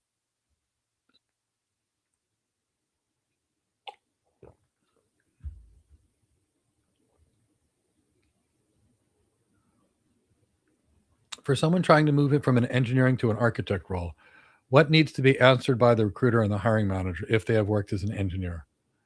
The biggest things you have to prove, Smita, are that you are not an engineer, which means in your study plan, don't go do labs. You've already been an engineer for decades. It will not help you to do labs. The hiring manager, instead of knowing that you know how to configure an AWS EC2 instance, for example, needs to understand that you can look at an organization's cost of capital. And based upon the organization's cost of capital, be able to determine whether you should build a private cloud like a Nutanix cloud or an OpenStack cloud, or whether you should leverage the public cloud. You have to be able to prove that. On that interview, you've got more technology than you would ever need because I know you and you're super smart. You need to show them, if I take this strategy's impact on sales will be X. This strategy's impact on risk will be Y. This strategy's impact cost will be Z, and be able to do that. So the recruiter needs to see you, the hiring manager, whoever's calling you, needs to see you as competent, but most importantly, the executive. You've got to look and fit like that executive, because otherwise you're not talking in the same language as the architect. Now, as far as recruiters, there's good recruiters, there's questionable recruiters. Some recruiters are so good that they will literally know exactly what the hiring manager wants. They can prepare you for what the hiring manager, and they'll send you straight to the hiring manager without ever filling in an application. Christina Marino from IT Excel is a great recruiter. So keep that in the back of your mind. Chris, let's go to the next question.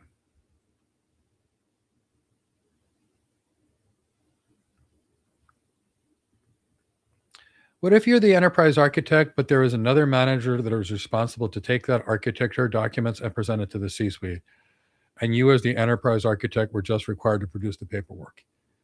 If that's the case, there's some work you need to do in your career. And what I mean by that, many times people that are enterprise architects don't always have enough of the executive skills. They don't always have enough of the business acumen. They don't always have enough of the leadership. And what happens is when they don't, they're not allowed or asked to present to the C-suite. And instead, somebody else does it. Now, in my experience, and I've been working with architects and other professionals now for over 20 years, and I've been above the principal architect level for 24 years. As soon as I tune someone's executive skills, as soon as I tune someone's leadership skills, it's like all of a sudden the sky opens up with more respect and a huge salary difference. So I would try to see that. That would be where I would be looking for. And if not, I'd speak to that manager and say, why aren't I presenting these things to the board? What do I need to do to have you do it with me? Or can I present it to the board with you? And if the answer is no, find out what they want you to do to get there, because then you'll be in a much, much better position. And I've had to work with some people on that. That's usually when I see that. But great question.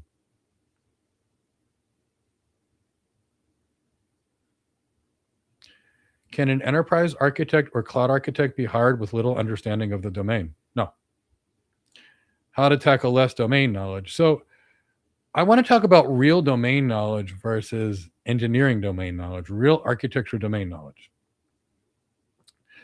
And Deepak, this is where people get in trouble.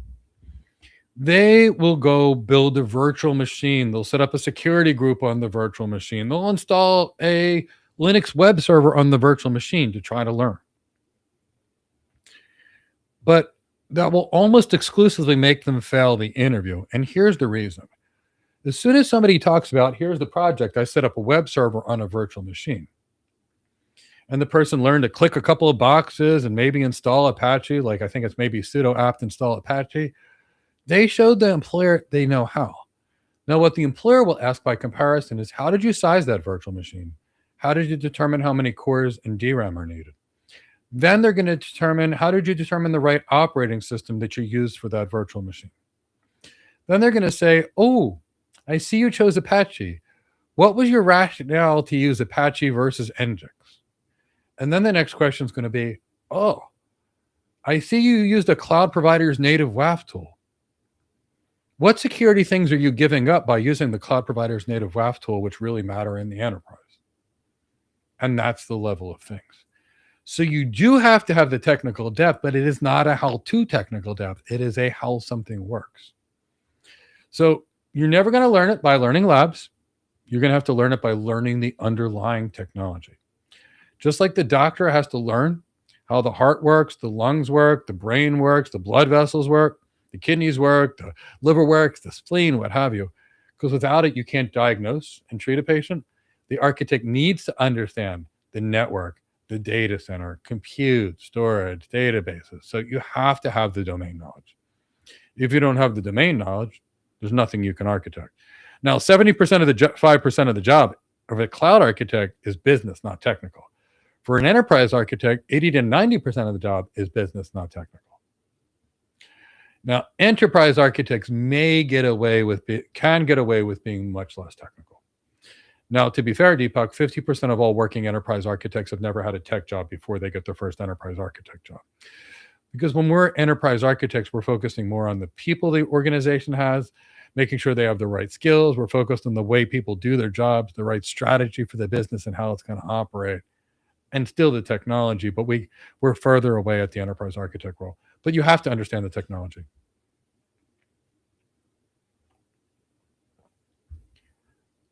The next question will be our last one for the day. How to be a successful in cybersecurity architecture without a bachelor's degree in computing or cybersecurity? Can you do it with a bachelor's degree? So your degrees are irrelevant.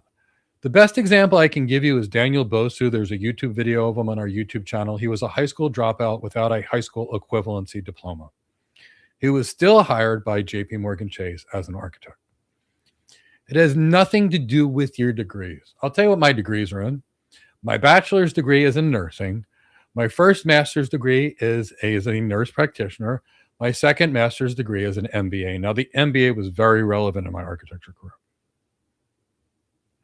So the key is cybersecurity is the biggest skills shortage of any position in the entire world. Architecture is even scarier than that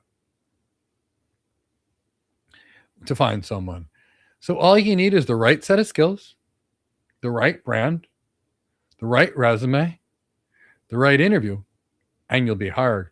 You just need to learn security architecture first. Tomorrow, I'm going to talk about how to become an enterprise architect. Next week, at some point, I'll talk about how to be a security architect. And I've trained lots of security architects. And whether they're people like Emmanuel in the UK, whose first tech job was a security architect, or Delroy, who was an emergency medical technician, whose first job was a security architect at CDW. No, when Delroy came to us, he wasn't working in tech, and we got him hired. We got him hired as a security engineer, and then he stayed in our program for a year before he became a cloud security architect. But he didn't have a tech job before he came to us, and a year later, he was working as a security architect. I can give you many, many examples. Come to the webinar tomorrow. I'll tell you exactly how to do it, and we'll spend about an hour listing all the steps on how to do it. Great, great, great question. So I hope everybody enjoyed today's session. If you did, please give it a like. If you're not a subscriber, please subscribe to the channel and hit the bell to be notified of new things to help you in your architecture career. Thank you so much. And maybe give me a hashtag Cloud Architect too. So nice seeing you folks. It is really, really, really thrilled to have you here.